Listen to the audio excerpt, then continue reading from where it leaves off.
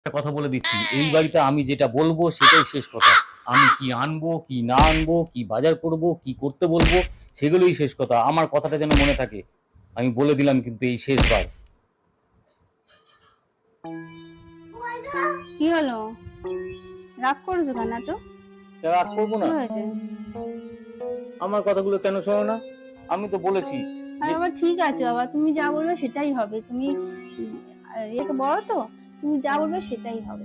আচ্ছা ঠিক ঠিক আছে? আছে। হ্যাঁ, এতে শোনো। এতে রাগ করার কি আছে? এত ঠিক আছে, রাগের আমি কি তাহলে আছে? যেভাবে বলছি সেভাবে করতে হবে।